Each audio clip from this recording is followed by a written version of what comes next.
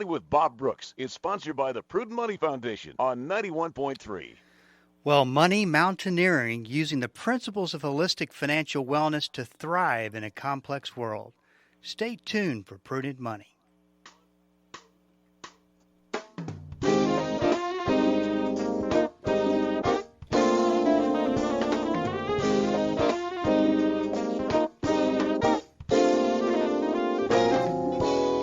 Good afternoon. This is Bob Brooks, and you are listening to the Prudent Money Radio Show. Thank you so much for joining me today. You know I do appreciate it. I'm not taking calls today, and I am waiting on my guest to call in. Peter Neuwirth wrote a very surprising book. I started to look into it and thought, I wonder what this book is about, and I was pleasantly surprised. It's a great book. Peter, I think you're on the line now, aren't you? Yes, I am, Bob. Very nice to be here. Oh, great! I'm glad we got connected. I was just telling the listening audience that I was pleasantly surprised by your book. I mean, this is one of the better finance books that I've come across. You cover so many different aspects of what we really need to be learning about, which is how to make decisions, how the psychology of money works, and that kind of thing. So, congratulations on your book. Well, thank you very much, Bob. And like I said, I'm very happy to be here and to talk to you and your listeners. Well, let's start off with money mountaineering. Talk about what you mean by that phrase. Well, this book I wrote because, there's a lot of books out there that'll give you kind of advice and tell you what to do with your money and where to invest it and how much you should put in your 401k and on and on. But the fact is that the world of money is much like a mountain wilderness to me, anyway. It's completely very, very complex. It's so complex that almost nobody understands it. In fact, I'm not sure anybody understands it. There's so many different investment vehicles, and they're all interrelated and very, very hard to understand. And not only that, you don't know what's going to happen. So it's just like a wilderness. You don't know what the weather's going to be like. It's completely unpredictable. I mean, you could have, rain, forest fires, so who knows what. And not only that, but it's also noisy. There's a lot of people running around telling you what to do with your money and how to invest. And not everybody knows what they're doing, and almost nobody has got your best interest at heart. And on top of all that, we're just kind of not cut out for it. I mean, we're evolved to, get away from saber-toothed tigers in the jungle rather than, choose between a fixed and variable rate mortgage. So what I try to do is to try to give people the kind of the lay of the land, some sense of the terrain, and maybe a few, trails through the wilderness to, find yourself a safe spot to pitch a tent and live the rest of your life. Well, Peter, there was one part of the book that immediately caught my eye. You wrote, "Eventually I concluded that most of the advice and conventional wisdom around retirement planning and financial wellness in general is not only often wrong, but more importantly, it is rarely fully applicable to a given individual situation when correct." After reading that statement, I knew I was going to like this book. Talk about that, what you mean by all that. Well, I spent 40 years in the as a retirement actuary and designing pension plans and helping companies set up retirement programs. And one of my colleagues, a guy named Charlie Commander, just a fine actuary, he used to say, if you've seen one pension plan, you've seen one pension plan. And that's sort of what I feel about financial plans. If you've seen one financial plan, you've seen one financial plan. Everybody's different. And so, true. The advice out there, there really aren't any general rules. I mean, one size does not fit all. Everybody's got not only different financial situations and different assets, liabilities, income potential, different family obligations, different levels of debt, but they also are different in terms of what they are afraid of, what their risk, what they're willing to bet, what kind of risk tolerance they have, and maybe even more important, how they value the future versus the present. Because pretty much any financial decision you make is a decision you have to make in the present that's going to have future implications. And how important that near-term future is, or your long-term future is just differs from person to person. So I don't think any general advice is really applicable. I mean, I tell people I think the only expert in your money is you, because only you know your situation. Only you know what's most important to you. Yeah, it's interesting because I always say that pop culture finance, which is what I refer to it as, always speaks in absolute truths. Like all you have to do is A plus B plus C, and you always get D. When there's only one absolute truth when it comes to money, that there are no absolute truths. And but that's that.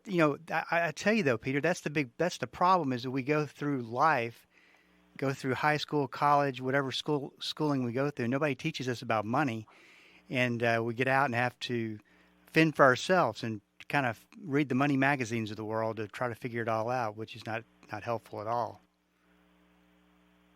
I think that's right, Bob. And in fact, the sad fact is, we will need help. I mean, everybody needs help, and some people need more help than others, and in different things. And so, what I try to do in this book is to kind of help people, do a kind of look inside and figure out, their own situation, and then, where they're trying to get to. And when you figure out that, then you kind of can figure out, well, where do I need help? And,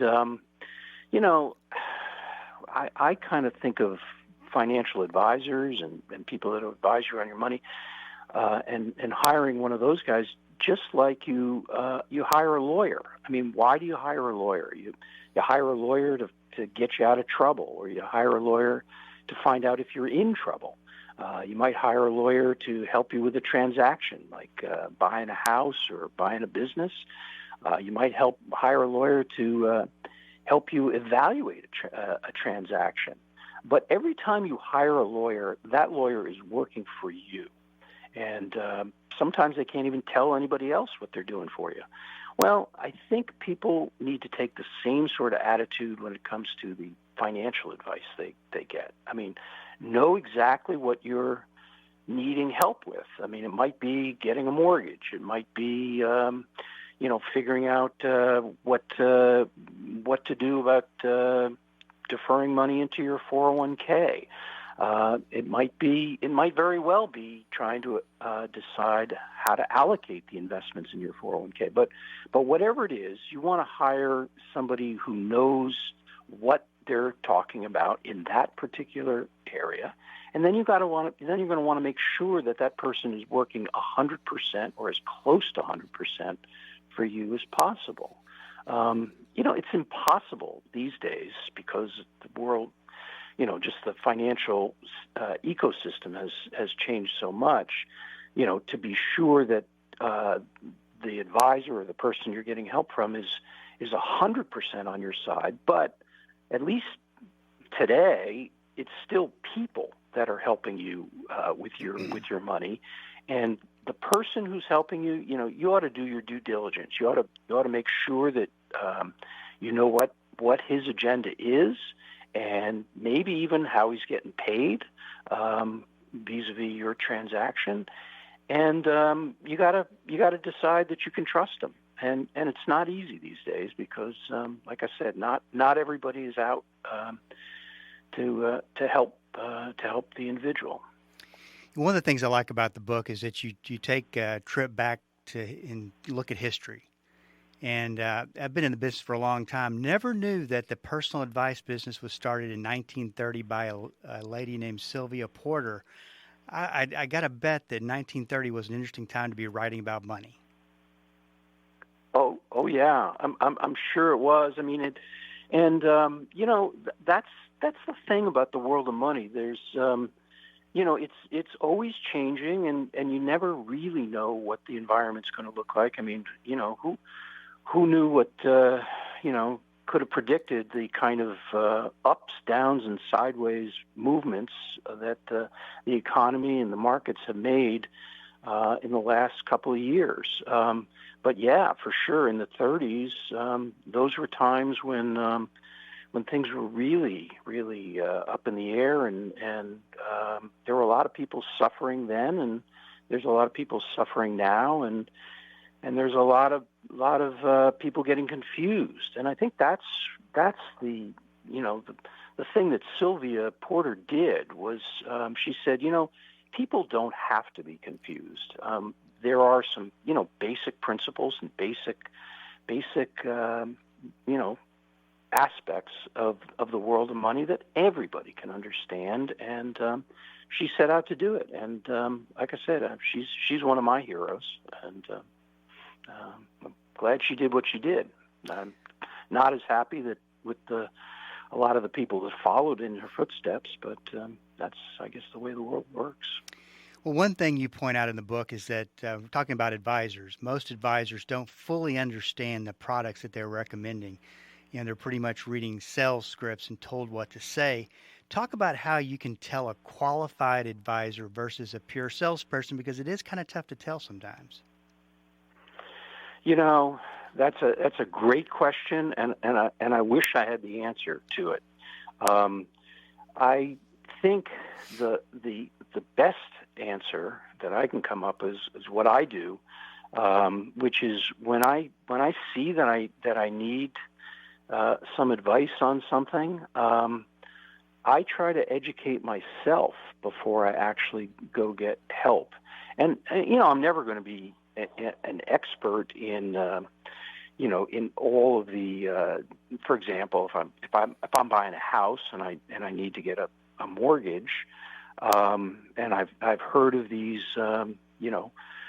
variable rate mortgages, I'll do a little reading, and I'll try to understand exactly what the person is going to be talking to me about, and then armed with a little bit of basic knowledge and a good sense of whether someone's telling the truth or not, I'll just listen, and I'll ask a lot of questions. So I think that the best answer is you do your due diligence. When you're talking to somebody who you expect or would like to help you with a particular thing, just ask good questions, get to know them, get to know why and how they got into the business and what they're about. Because if you get to know the person that's giving your advice a little bit, enough to know what their agenda is and what their level of expertise, then you can make a good choice. But you're going to make mistakes. I mean, I've made mistakes in my life. I've certainly trusted people I shouldn't have, and gotten bad advice that has lost me money. But on balance, if you keep going to people that know what they're talking about and for the things you need help with, you'll be okay. Peter's book is called Money Mountaineering, Using the Principles of Holistic Financial Wellness to Thrive in a Complex World. If you want more information about that, we're going to feature it on prudentmoney.com, so go check it out. I got to ask you, because you wrote about Susie Orman and Dave Ramsey in the book. Of course, they're probably the two biggest thought leaders in personal finance. To be fair, both of them have helped a lot of people through the years, and I think that Dave Ramsey's a marketing genius. Personally, I have much different philosophies, like you do, than the two of them. You address this in the book. Take them individually, why their advice could be more dangerous than good. Another way to look at the personal advice from their standpoint. Well, I really hesitate to. I don't want to slam Susie, because she's actually a very nice person, and she means super well. She really means well, and I've never met her personally, but I've known quite a few people who have worked with her, and she's a good person, and she tries to help people. My problem with Susie, and with many of those out there, is, and you run into this with doctors. You go to a doctor, and the doctor is paid to tell you what's wrong with you and feel very, very confident and sure and make you feel that he knows what he's talking about. And Susie, to my mind, has a tendency to, say things with the sureness that really is not necessarily backed up by the expertise she's had. Now, Dave Ramsey is an entirely different category of advisor, because Dave Ramsey, to me, has a pretty strong ideology, and that is that debt is just bad, and he is, he's on a campaign to help people get out of debt. And there's no question that debt can really be more than a burden. It can make a person, it can ruin a person's life. But that's just one side of debt. I mean, debt is a very, very complicated and multidimensional sort of thing. I mean, it is the other side of your balance sheet. I mean, I guess that's another bugaboo I have, is that most advisors just want to talk about your assets and how to invest your things. Now, Dave Ramsey, to his credit, does talk about debt, but the problem is he talks about debt as just an evil thing to be eliminated, whereas debt can make your financial life fragile. It can put you in a position where you could, some volatility could wreck your financial structure. But on the other hand, debt can be a very, very powerful enhancement and amplification of the of your financial life. I mean, I bought my first condo when I was 23, 24, and I put 10% down and took on more debt than my father ever had in his life to buy that condo. And the condo was only cost $40,000 at the time, and this was back in 1980. But had I not done that, I would not have gotten a home, and it was a struggle for a few years to pay the mortgage. But then I built up equity, and that equity has served me tremendously. And so you ask me what's my problem with these advisors, and you pick two, and those are my issues with those two. Peter, you look at the financial situation of this country. You've got exploding debt in the student loan debt. You've got credit card debt about at $1 trillion. Then you got the almost $29 trillion of U.S. debt. I mean, you write about the history of money and debt, and you really do a nice job going thoroughly through it. How did we get so out of control in this country? I don't know. I mean, I remember.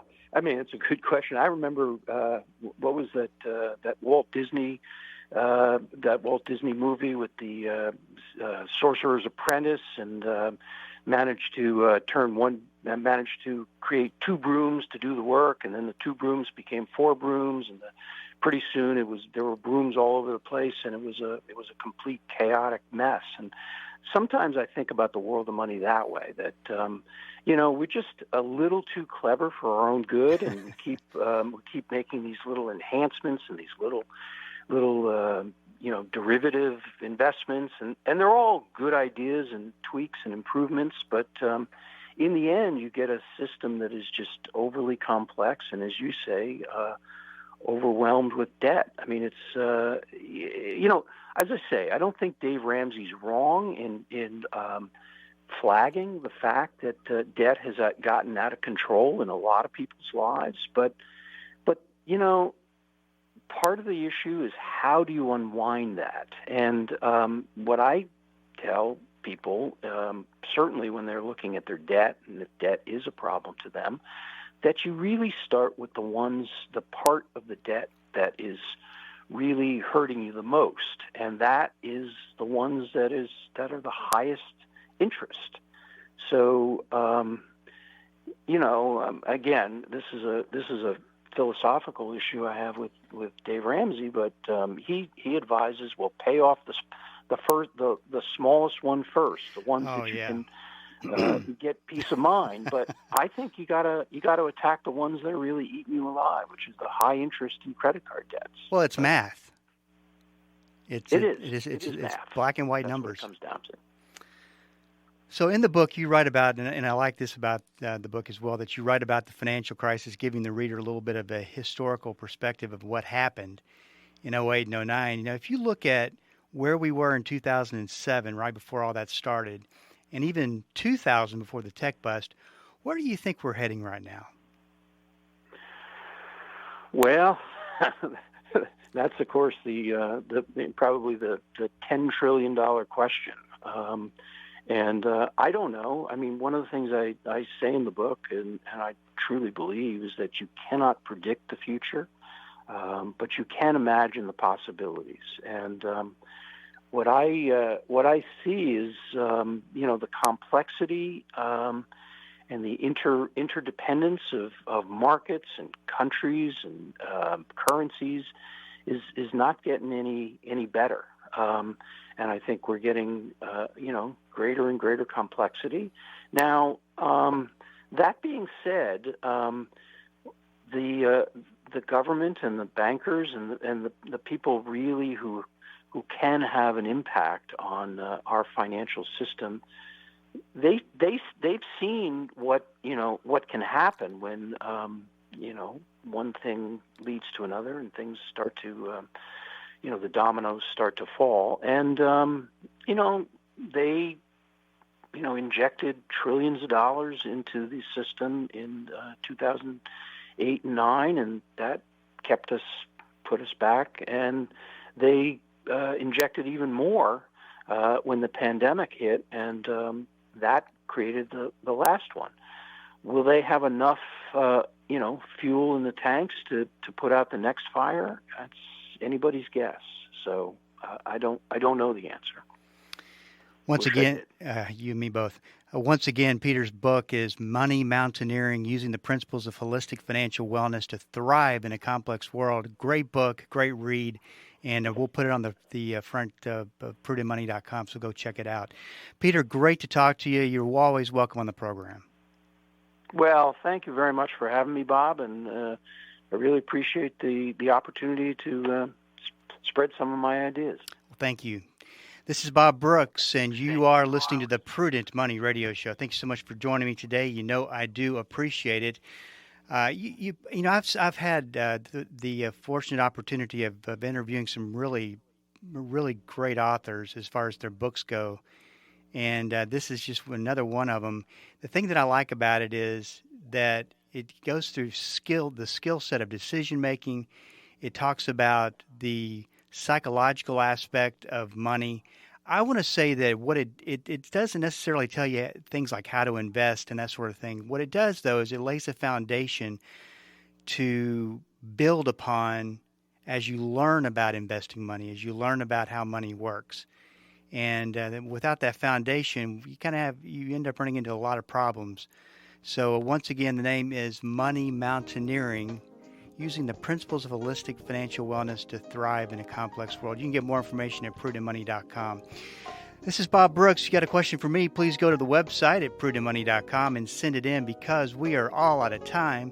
Till we do meet again next time, keep the faith and have a great rest of the day.